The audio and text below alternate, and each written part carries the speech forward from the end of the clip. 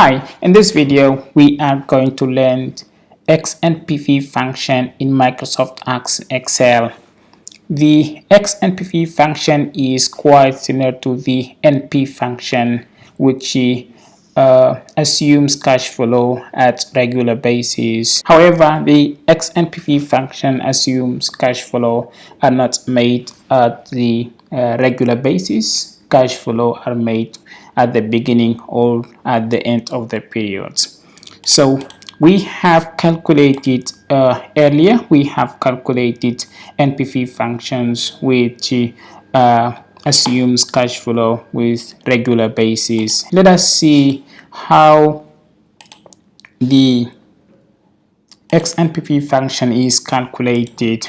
We assume let us have the interest rate is 7%, and we should have the period from the 0 year, when first year or the first period, up to the last period, which is the 6th. So the initial investment would be, let us assume $15,000, and this must be in minus sign. So the most significant difference is that XNPV functions considers or accept the different dates.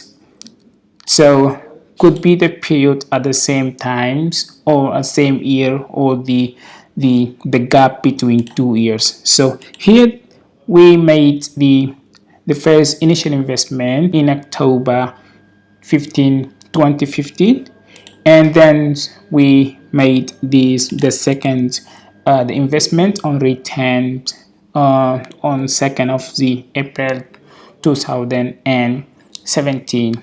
So here let's see from 2019 and then 2021.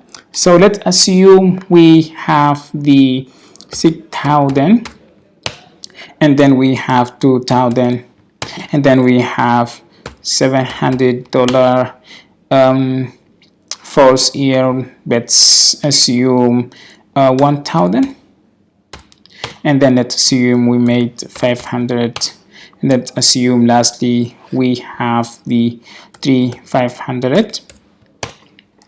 So the XNPV function is calculated as equal, then search for the XNPV function.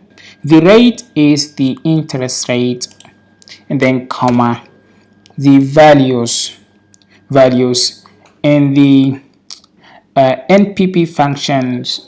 We excluded the initial investment. Here we include all values from including the initial investment, comma, and then we include the dates or the periods. Close the parentheses or the bracket, hit enter. So if you see, this is negative investment, so this project must be stopped. Let's assume this amount is 8,000. Now is positive, so the company should proceed the investment, or the individual should proceed the investment. That's all. Thank you so much for watching. Please share and like the video.